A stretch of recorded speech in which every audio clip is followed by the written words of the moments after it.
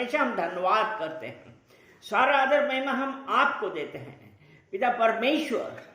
इस फेलोशिप को हम आपको कमिट करते हैं। पवित्र आत्मा take control, anoint this lips, Yeshu Masih के नाम से, आमीन। हमारी रचना कैसी हुई है?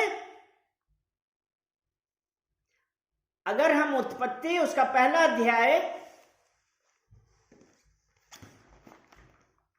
और उसका 26 वचन देखते हैं, फिर परमेश्वर ने कहा हम मनुष्य को अपने स्वरूप के अनुसार अपनी समानता में बनाए। तो परमेश्वर ने हमको कैसा बनाया है? कैसे बनाया है? अपने स्वरूप, अपने समानता। ठीक है, तो परमेश्वर ने हमारी रचना यहां पे ये लिखा है कि अपने स्वरूप अपनी समानता में बनाए। लेकिन अगर हम अगला वचन देखते हैं, वचन 27, मनुष्य को अपने स्वरूप के अनुसार उत्पन्न किया। यहां पे परमेश्वर ने हमको कैसा उत्पन्न किया? अपने स्वरूप के अनुसार। और लेकिन 26 में क्या लिखा है? फिर परमेश्वर ने कहा हम मनुष्य को अपने स्वरूप के अनुसार अपनी समानता में बनाए। 27 में परमेश्वर ने हमको अपने स्वरूप के अनुसार उत्पन्न किया, समानता में भी नहीं। तो क्या अब जब परमेश्वर का वचन है कि जब परमेश्वर ने कहा हम अपने स्वरूप और अपनी समानता में बनाएं, तो यानी कि ये है। और तो परमेश्वर की समानता कैसे?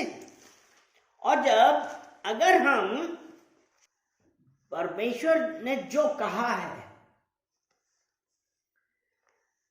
कि मैं अपने स्वरूप और अपनी समानता में बनाए, और फिर परमेश्वर ने हमको अपने स्वरूप में बनाया, उत्पत्ति 2 उसका 7, तब यहोवा परमेश्वर ने आदम को भूमि की मिट्टी से रचा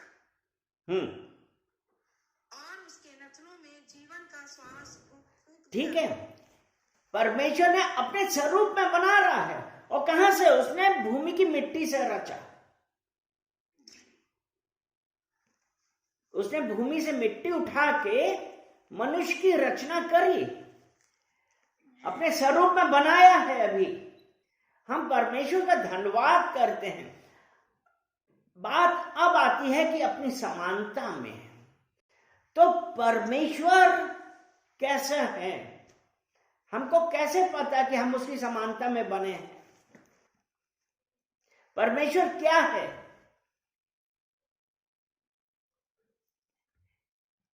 क्योंकि यूहन्ना 4 उसका 24 में कहता है परमेश्वर आत्मा है। तो क्या हमने परमेश्वर को देखा? परमेश्वर, और यहां जब परमेश्वर ने कहा कि हम अपनी समानता में बनाएं, तो समानता कैसे मिलेगी? अगर हम पहला यूहन्ना उसका 3 अध्याय और उसका 2 वचन पढ़ें, यहां पे परमेश्वर का वचन कहता है कि हम परमेश्वर की संतान हैं, क्योंकि परमेश्वर ने अपने स्वरूप में बनाया। हम परमेश्वर की संतान हैं। और यूहन्ना 1:12 में ये कहा ना कि जितनों ने उसे स्वीकार किया, उसने उसको उन्हें पुत्र कहने का अधिकार दिया। हालेलुया। तो यहां पे है कि अब हम जब पुत्र हैं, यानी कि उसकी संतान हैं, तो जब हम संतान हैं, और उसके बाद क्या लिखा है? और अभी तक यह प्रकट नहीं हुआ कि हम क्या कुछ होंगे। यानी कि अभी हमको ये नहीं प्रकट है कि हम क्या कुछ होंगे। लेकिन जब आगे पढ़ते हैं तो क्या लिखा है? इतना जानते हैं कि जब वह प्रकट होगा तब हम उसके समान होंगे। जब वो परमेश्वर प्रकट होगा तब हम उसके समान होंगे। यानी कि जो उत्पत्ति 1:26 में कहा परमेश्वर ने कि हम अपने स्वरूप और अपनी समानता में बनाया, उत्पत्ति 1:27 में परमेश्वर ने हमें अपने स्वरूप में बनाया। और समानता में हम जब कब हुए? अभी तो हम इस दुनिया में हैं। और फिर जब ये लिखा है कि जब वह प्रकट होगा, जब हम उठाए जाएंगे, तब जब वो प्रकट होगा हम उसके समान होंगे, क्योंकि उसको वैसा ही देखेंगे जैसा वे है। यानी कि यहां पे ये हुई समानता। हालेलुया। तो आज जब हम उस परमेश्वर के स्वरूप और उसकी समानता में हैं, तो आज हम ये जाने कि आज हम उसके स्वरूप में होके चल रहे हैं। यानी कि जब हम परमेश्वर के स्वरूप में होके चल रहे हैं, 2 तीमुथियुस 4:7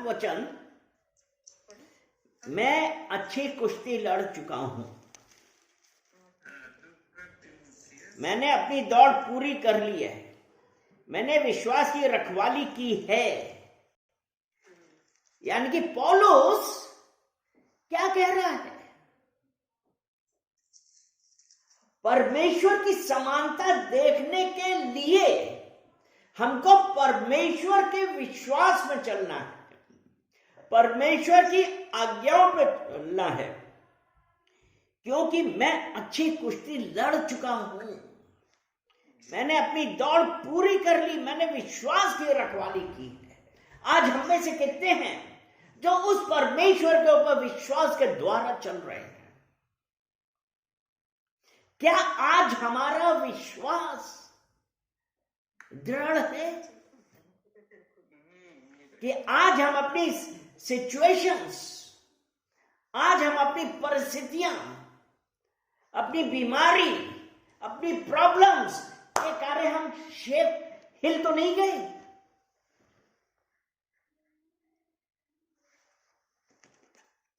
क्योंकि वचन हमको साफ साफ बताता है, नीति वचन 18:10 कि यहोवा का नाम दृढ़ गढ़ है। यानी कि वो विश्वास है हमारे पास।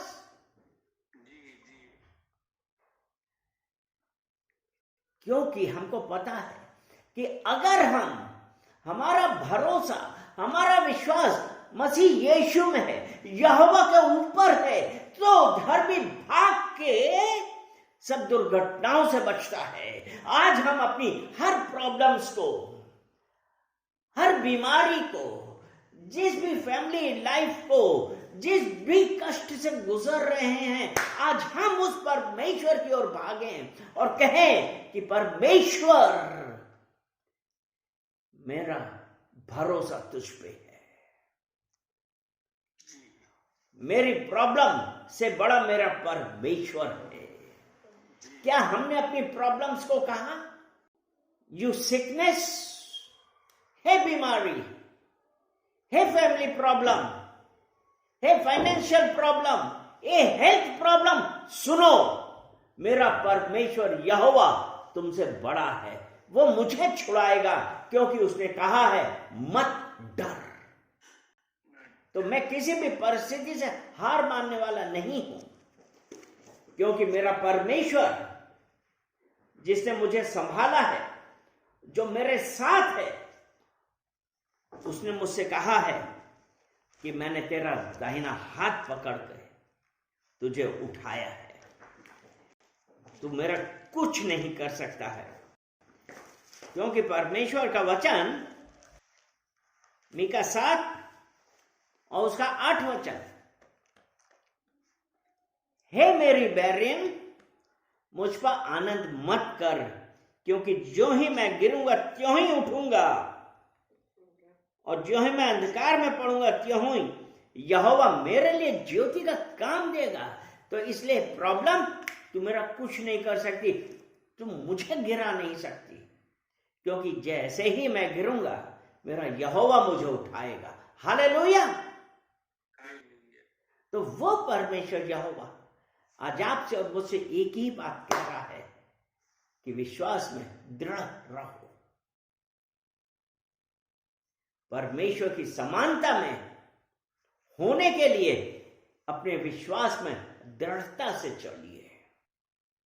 अपनी परिस्थितियों से कहिए, मेरा यहोवा तुमसे बड़ा है, मेरे यहोवा ने मुझे छुड़ा लिया है। मेरा यहोवा मुझसे कह रहा है, मेरे प्रिय पुत्र, मेरी प्रिय पुत्री, मत डर, मैं तेरे साथ हूं।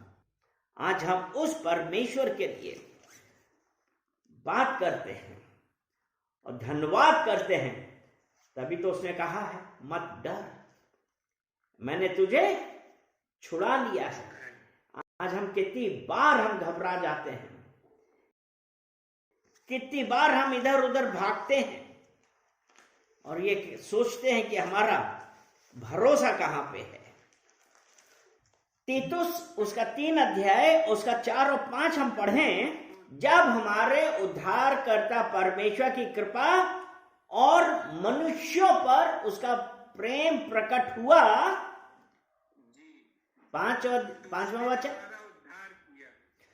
तो उसने हमारा उद्धार किया। यानी कि जब परमेश्वर का प्रेम मनुष्यों के ऊपर, जो उसकी इच्छा के अनुसार बुलाए गए थे, प्रकट हुआ, तो उनका उद्धार हुआ, क्योंकि जिसने उस पर विश्वास किया। हालेलुया। हिब्रानिया 11 उसका 6 वचन हम देखते हैं। और विश्वास बिना उसे प्रसन्न करना अनहोना है, क्योंकि परमेश्वर के पास आने वाले को विश्वास करना चाहिए कि वो है। हालेलुया। कि जब हम विश्वास कर रहे हैं और उसके पास है, हमको ये विश्वास है कि वो है, इसीलिए है ना। और जब वो है, उसने मुझसे प्रेम किया, मेरा उद्धार किया। हालेलुया। तीतुस 3:5 में यही है ना, उसने हमारा उद्धार किया। और उसके बाद क्या है कि ये धर्म के कार्यों नहीं जो हमने आप किए, यानी कि पर अपनी दया के अनुसार, नए जन्म के अनुसार, नए जन्म के स्नान और पवित्र आत्मा के हमें नया बनाने के द्वारा हुआ है। हालेलुया।